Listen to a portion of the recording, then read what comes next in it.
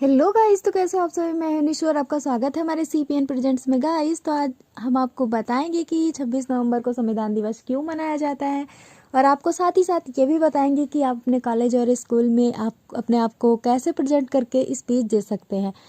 तो आपको स्पीच भी बताएंगे और तरीका भी बताएंगे। तो सबसे पहले आप अपने मंच पर उपस्थित होंगे, फिर बोलेंगे कि यहाँ पे उपस्थित सभी शिक्षकगण को मैं नमन करता हूँ या नमन करती हूँ।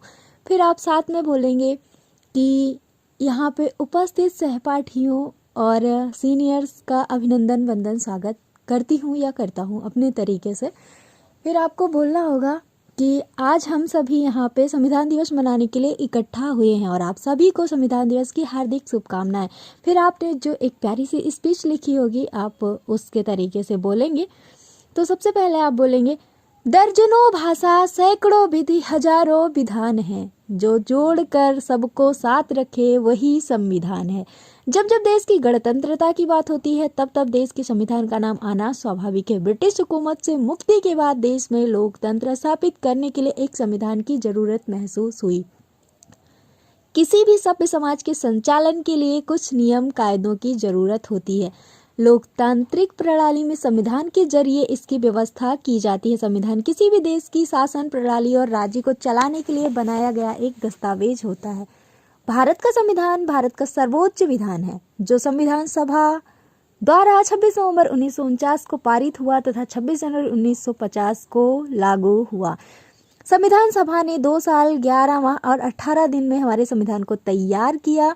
26 जनवरी 1950 से यह लागू हुआ, इसलिए 26 जनवरी को हम गणतंत्र दिवस के रूप में मनाते हैं। और आपको बता दें कि जो हमारे यहाँ का संविधान है वो इतना लॉन्गेस्ट क्यों है, क्योंकि हमने बहुत सारी चीज़ें अलग अलग देशों से एडॉप्ट की है। जो जो चीज़ जहाँ जहाँ की अच्छी लगी और हमें लगा कि ये हमारे आगे काम आ सकती है, इसके नियम कायदे कानून, तो हमने वो चीज़ एडॉप्ट करके अपने में शामिल कर लिया।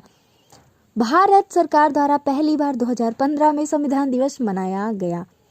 डॉक्टर भीमराव अंबेडकर के योगदान को याद करने और समाज में संविधान के महत्व का प्रसार करने के उद्देश्य से संविधान दिवस मनाया जाता है।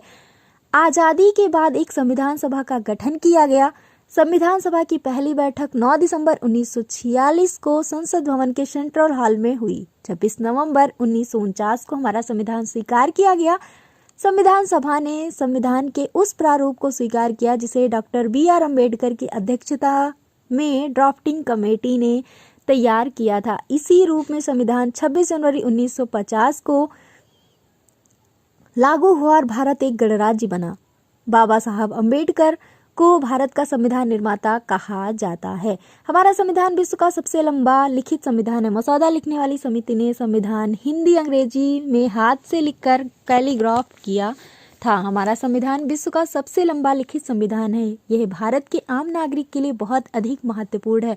संविधान के लागू होते ही समाज को निष्पक्ष न्याय प्रणाली मिली, नागरिकों को मौलिक अधिकार की आज़ादी मिली और कर्तव्यों की जिम्मेदारी भी। आज का दिन इस संविधान के पितामह डॉक्टर भीमराव रामजी अंबेडकर को याद करने के लिए उनका मानना था कि विभिन्न वर्गों के बीच अंतर को बराबर करना महत्वपूर्ण है, अन्यथा देश की एकता को बनाए रखना बहुत मुश्किल होगा।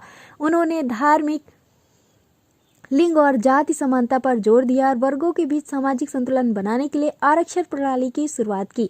डॉक्टर बाबा साहब के उत्कृष्ट योगदान को स्मरण किए बिना हमारे संविधान का उल्लेख अधूरा है। हम सभी अपने देश के संविधान निर्माताओं को सच्ची श्रद्धांजलि प्रदान करते हैं और प्रण लेते हैं कि लोगों में उनके विचारों का प्रचार प्रसार करेंगे। तो thank you guys, I hope so आपको ये मेरी छोटी सी स्पीच पसंद आई होगी। अगर पसंद आए तो हमारे चैनल को करें सब्सक्राइब, दोस्तों के साथ करें शेयर, और आपको मिलते हैं ऐसे ही अपने नेक्स्ट वीडियो में बेहतरीन टॉपिक के साथ। Bye bye, take care. हम भी देंगे ये स्पीच प्यारी सी और आप भी दीजिएगा। Thank you.